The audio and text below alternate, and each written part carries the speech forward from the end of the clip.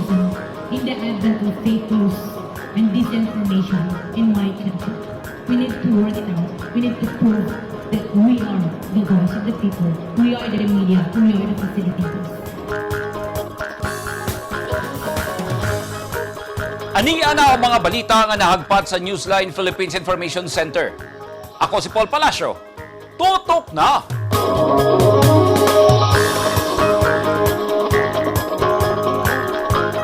Sa mga headlines, diarrhea outbreak sa Turil District, Davao City. Kontrolado na, apan unom na ang namatay. Gibaniog nga monkeypox sa laing nasod, nakasulod na sa Pilipinas.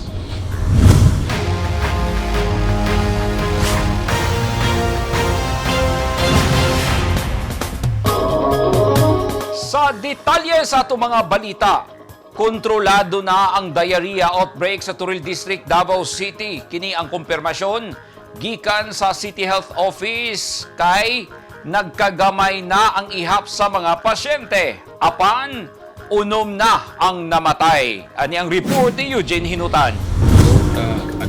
Gideklara na sa Davao City Health Office nga opisyal nang nakontrola ug natapos ang diarrhea outbreak sa Turil, Davao City human ang kapindua ka semana nga pakigbisog. Sumala ni Dr. Ashley Lopez, ang City Health Officer, pinaagi sa interview sa DCDR, nagkaubos na ang ihap sa natalang kaso sa diarrhea sa mga residente sa Turil District. Migawas sa findings ug gikumpirma ni Dr. Lopez, gikan sa mga street foods nga baligya sa Rasay Street sa Turil, nagikan ang kagaw nga hinungdan sa suka kalibang sa mga pasyente din 217 ka mga individual ang apektado lakip na mga bata.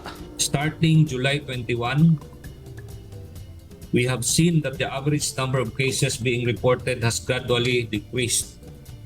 After a week of having the same trend, and with the approval and permission of our City Mayor, Honorable Sebastian Duterte, with the powers vested in me as the officer in charge of the City Health Office, I officially declare and announce that the diarrhea outbreak in Turil is now over. Hulyo 21 dihang namatikdan sa CHO ang pag-ubos sa kaso sa diarrhea nga wala na milapas sa 5 matag adlaw ang pasyente kung itandi sa 67 ka kaso nga natala niadtong Hulyo 15. Anaa sa 163 ka mga pasyente ang naospital ang nakarecover na kun 75% sa total case recorded sukad unang adlaw sa outbreak. 11 ka individual kun 5% sa total affected individual ang nagpabilin sa mga ospital. Samtang 26 ka kaso ang ginatiman sa outpatient department sa ospital. 11 ka kaso sa diarrhea ang for verification pa aron masuta kung apil ba kini sa Turil outbreak. So 3/4 of our cases were already recovered. However, there was one additional death, as I mentioned, which bring about our case fatality rate to around 3%.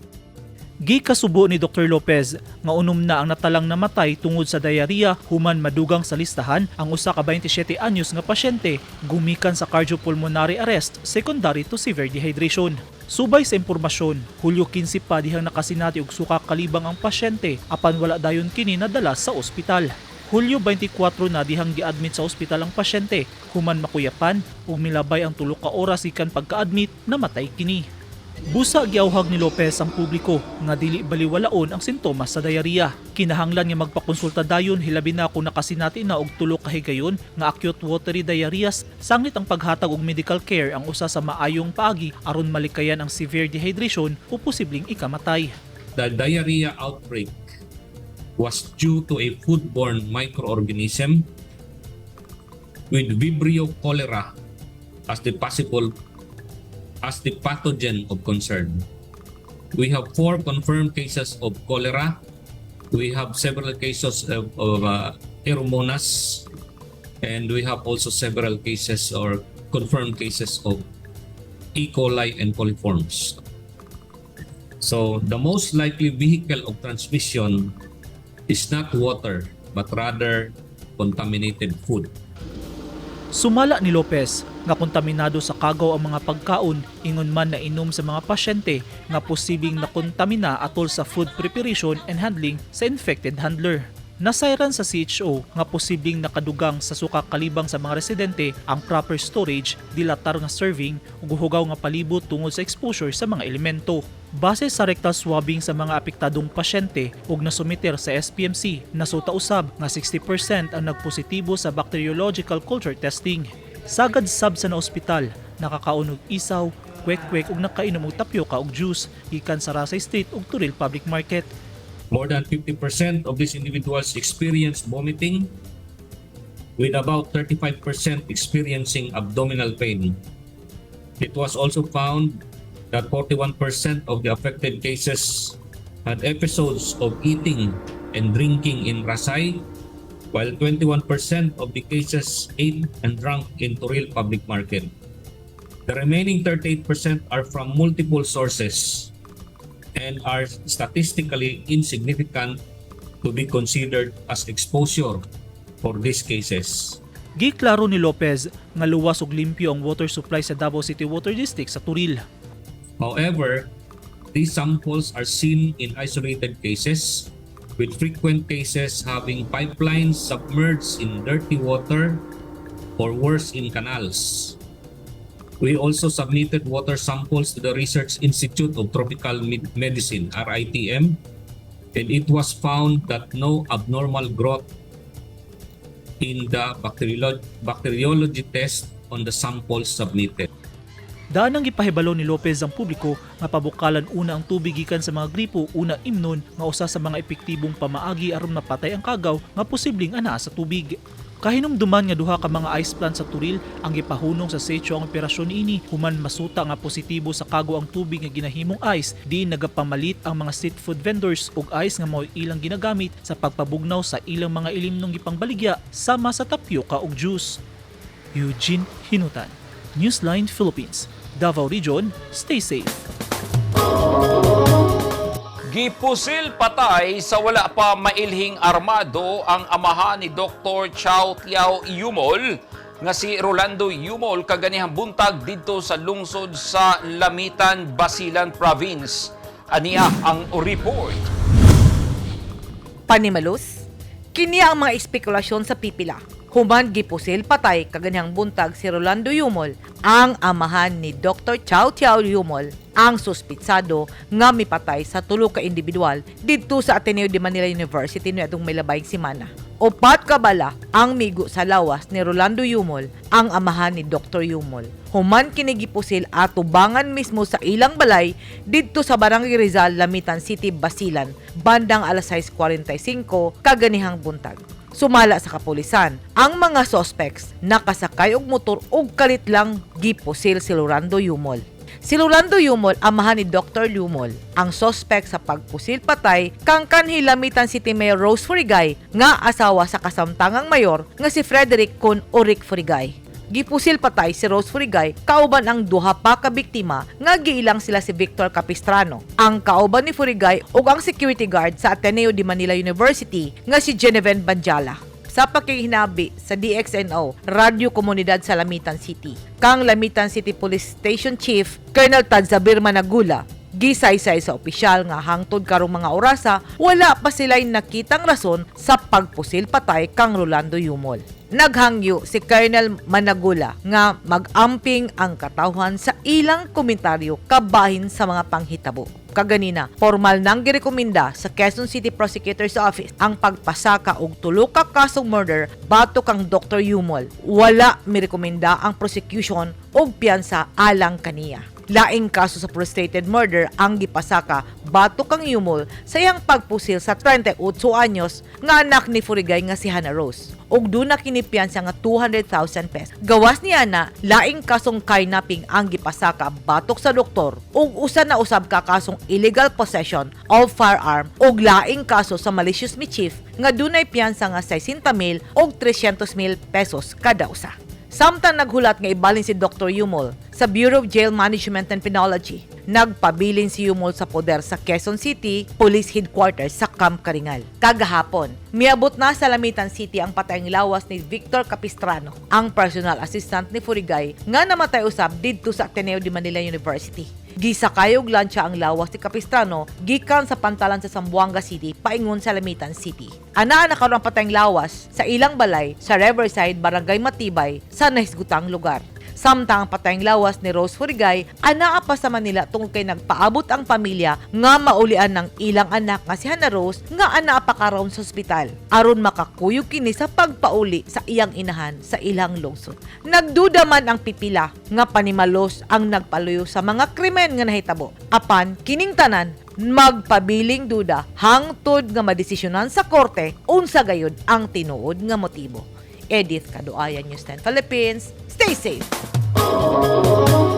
Paningkamutan sa Department of Public Works and Highways kon DPWH nga humanon ang konstruksyon sa Panguil Bay Bridge sa Disyembre 2023 nga gipunduhan og 7.37 billion pesos.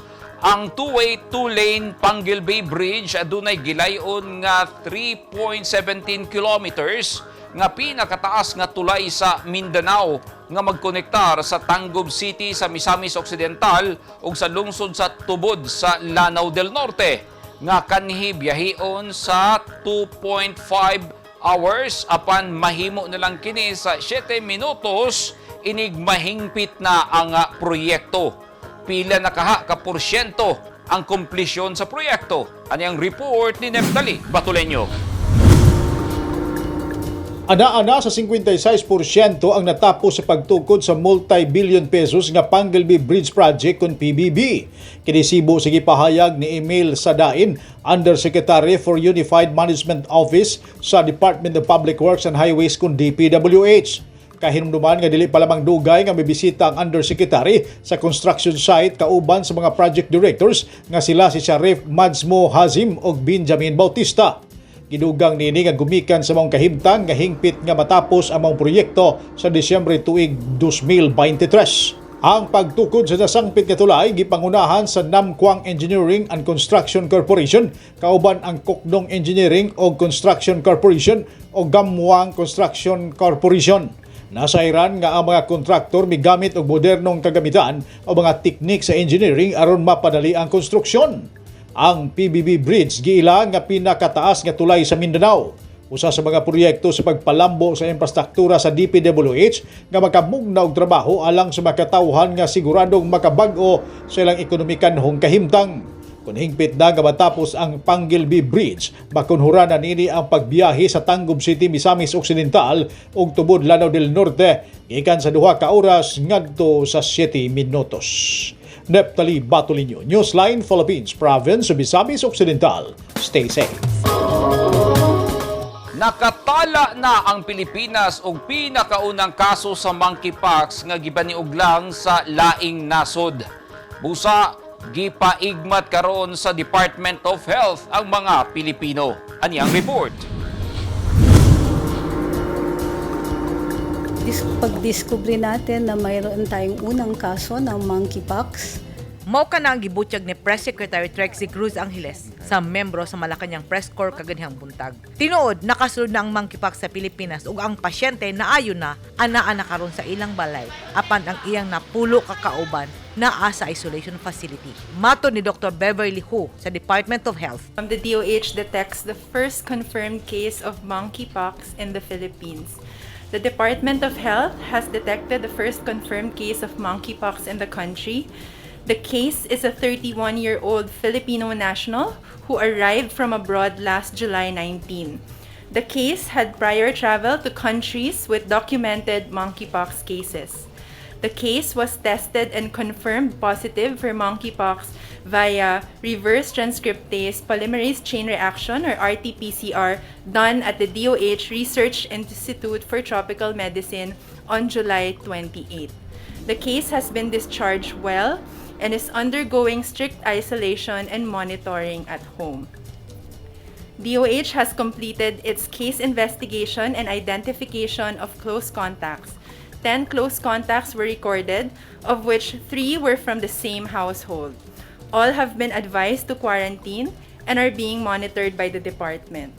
The DOH assures everyone that our public health surveillance systems are able to detect and confirm monkeypox cases.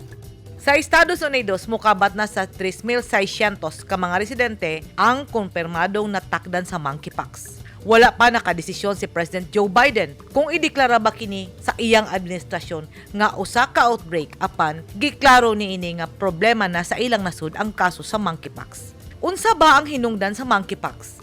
Monkeypox is caused by a different microorganism. It's different from COVID-19. Investigation of recent monkeypox cases in other non-endemic countries indicate potential transmission through sexual contact. It spreads mostly by intimate sexual contact with those who have rashes or open lesions. It is not like COVID-19 that spreads mostly through air. While it is now a public health emergency of international concern, everyone can actually help prevent and spread the spread of monkeypox.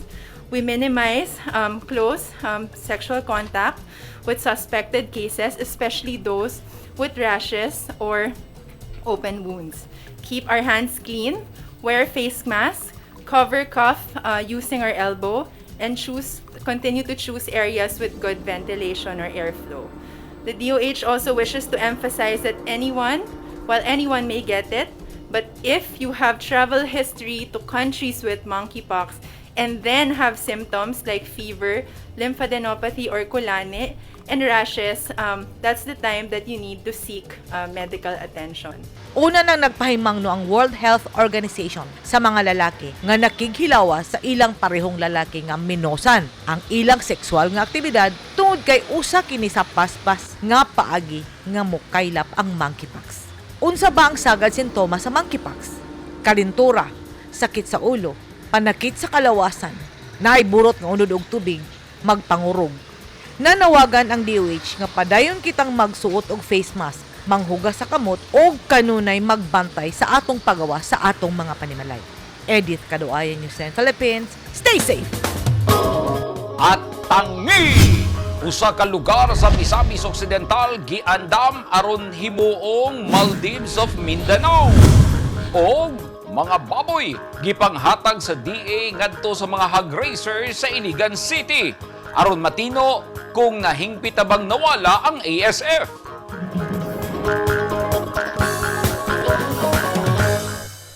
Ang mga taong dunay mga ginahambin nga mga grabing mga balatian o comorbidity, hilabi na ang mga senior citizen, sila ang mas delikado nga maigo sa coronavirus disease COVID-19. Busa dubling pag-amping ang himuon og tambali ang mga ginahambin nga mga sakit. Ang pagtumar sa Bilonga Gold Herbal Capsule is a food supplement makatabang aron mapunggan nga musamot ang mga balatian. Turmeric uluyang dilaw ang nagunang sagol sa Bilonga Gold. Gisagulan og sodium ascorbate o vitamin C aron mas mulig-on ang immune system. Ang Bilonga Gold Herbal Capsule mapalit sa mga butika.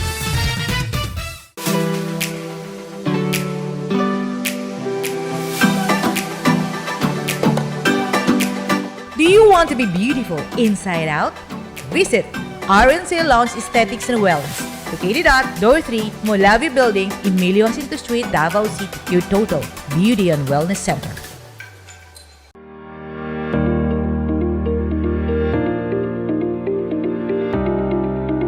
Enroll now at Lyceum Philippines University Davao Campus.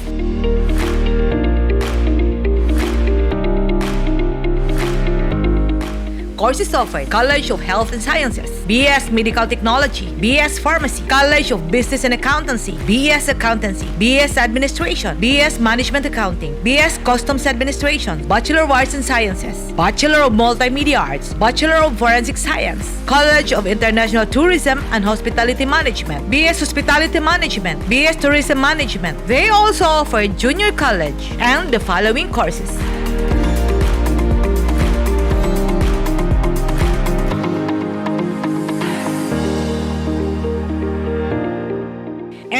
Now, LPU Davao offers Air Academy Drone Flight Training Program. Choose to take the lead. Choose LPU Davao. Enroll now.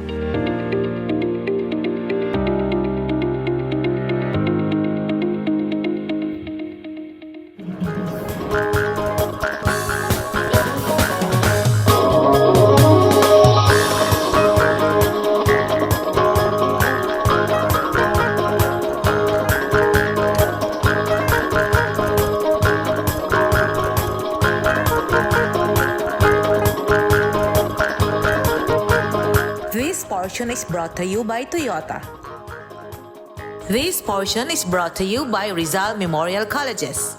This portion is brought to you by Double Light and Power Company. Nagkahiusa ang lokal nga gobyerno sa Misamis Occidental ug Department of Tourism Region 10 sa pag-asdang sa turismo sa probinsya nga dakong tabang sa paglambo sa ekonomiya. Naggahin na ang probinsya og minilyon nga pondo aron mugnaon ang Misamis Occidental Aquamarine Park nga ilhong the Maldives of Mindanao nga dugukon unya sa mga turista. Ani ang report ni Neftali Batuleño. Gibana-bana nga moabot sa 160 milyones ka pesos ang gigahin nga budget alang sa pagpalambo sa tourist spots sa lalawigan sa Misamis Occidental. Atol sa panagtagbo nila ni Misamis Occidental Governor Attorney Henry S. Waminal o sa Department of Tourism DOT Region 10, gipresentar sa amahan sa lalawigan ang multi-million pesos nga mga programa o proyekto alang sa pagpalambo sa turismo sa Misamis Occidental. Apil sa palambuon ang Misamis Occidental Aquamarine Park kun muap. Sa iyang kabahin, gipadayag ni DOT Regional Director Marie Elaine Onchuan nga nalipay og excited siya nga ma-develop ang muap nga mahimong tawgo na unya nga the Maldives of Mindanao. Nanawagan usab si Waminal sa tanang mga mayor sa probinsya nga i-identify ang ilang potensyal nga mga tourist spot sa ilang matag dapit aron lakip kini nga palambuon. Saysay usab ni Waminal nga nining tuiga tapuson ang kasamtangang mga proyekto aron sa sunod nga tuig mapaila pag-ayo ang Misamis Occidental pinagi sa mga proyektong pangturismo. Neftali Batuleño, Newsline Philippines, Province of Misamis Occidental. Stay safe. Gatusan ka mga baboy ang gihatag sa Department of Agriculture alang sa mga backyard hog raisers sa Iligan City ubos sa Swine Sentinel Program contesting sa pagbuhi og baboy aron matino kung nawagtang na ba sa hingpit ang African Swine Fever kon ASF. Gidawat sa 302 ka mga hog raisers ang baboy gikan sa Department of Agriculture sa pakigalayon sa City Veterinarian's Office ug Iligan LGU gikan sa barangay Pugaan, Digkilaan, Mandulog ug mainit ang mga benepisyaryong hog raisers. Ang naisgutang mga barangay ang labing apektuhan sa African Swine Fever kon ASF nitong tuig 2020. Gawa sa libreng baktin, nakadawat sab og mga vitamins ug usa ka bags sa seeds ang mga benepisyaryo. Ang mga baktin nahimong experimental animals nga i-monitor kung aduna pa bay magmanifest nga ASF sulod sa 40 ka adlaw. Ang resulta sa sentineling mahimong basihan kung ma-declare na ang ASF-free ang syudad. Preparado na ang Department of Education kung DepEd Region 11 alang sa full face-to-face classes sa sunod bulan. Pero karon pa lang, nangita na og dugang personahe ang DepEd alang sa non-teaching staff aron makafocus ang mga maestra sa pagtudlo sa mga estudyante sanglit mahurot lang ang ilang oras sa mga administrative nga trabaho. Anyang report ni Eugene Hinutan. Gila raw sa Department of Education Region 11 nga gusto sa ahensya nga mang-hire og daghan nga mga non-teaching personnel sa pag-abli sa full face-to-face classes sa Agosto 2022. Tumong sa DepEd 11 nga matabangan ang mga teachers sa ilang mga administrative tasks. Sumala ni Ginelito Dodong Atilio, ang spokesperson sa DepEd 11 nga ang administrative nga trabahoon sa mga magtutudlo makahurot og oras nga unta magahin sa ilang pagtudlo. Gikalipay sa Alliance of Concerned Teachers kon ACT Party List ang plano sa ahensya. Subay niini, kinahanglan sab nga dugangan sab ang mga magtutudlo aron mapatuman sab ang ideal class size nga maximum sa 35 ka mga estudyante ug masiguro ang health protection ug benepisyo sa mga teachers ug non-teaching staff. Sumala niya Tilio, 100% na nga andam ang DepEd 11 sa pagbalik sa face-to-face nga klase sunod bulan. Gibutyag sab niya Tilio nga gitugutan na ang tanang eskwelahan sa Rehiyon 11 nga magsugod silang transition gikan sa blended learning modalities ngadto sa in-person nga klase sa mga estudyante. Kapin duha ka tuig sab nga gipilawom sa modular ug online nga klase sa pagtuon ang mga estudyante tungod sa pandemya. Kahinumduman nga sa milabay tuig, nagpahigayon sab og pilot implementation sa face-to-face ang pipila ka mga eskwelahan aron masuta kung pwede na ba makapahigayog balik og limited nga face-to-face classes gawa sa online og modular class luyo sa hagit sa pandemya ubos sa new normal. Apan gi-required ang misalmot nga mga eskwelahan nga mokuha og permit aron masiguro makasunod sa School Safety Assessment Tool sanglit ana pang hulga sa COVID-19. Bisan pa man nga naapang pandemya, usa lang ang direksyon sa DepEd nga mao ang pagbalik sa traditional nga mode of learning sa nasud, ang pagbalik sa physical nga pagbalik sa mga estudyante sa mga eskwelahan.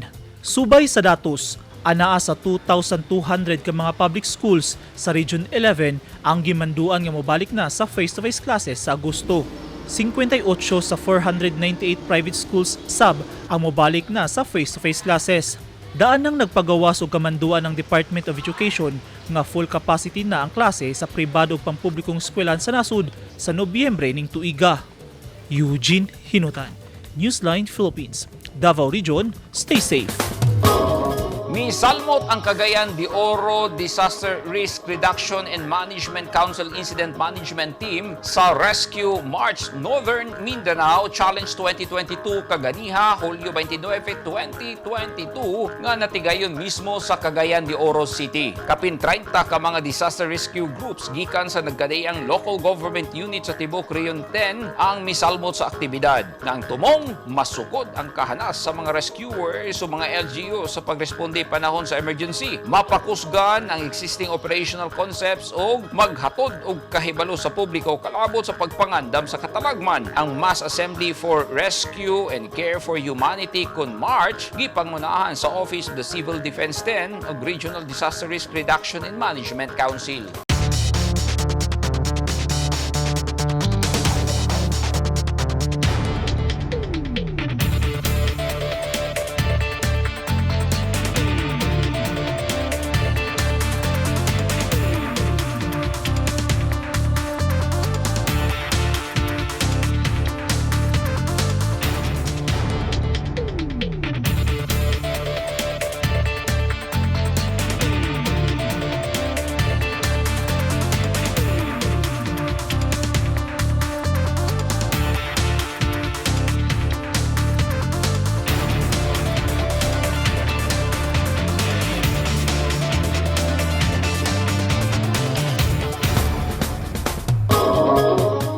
Kanto naghingpit sa mga balita nga nahagpat sa Newsline Philippines Information Center. Alang sa dugang mga balita, bisitaha ang website nga www.newsline.ph. Sa Facebook page, Instagram, newsline.ph. Ug sa Twitter, newsline.ph.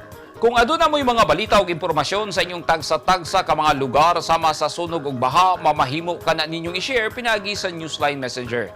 Masundan o sabi ninyo pinagi sa pag-subscribe sa YouTube channel sa Newsline Philippines. Ako si Paul Palacio. Dagang salamat and stay safe!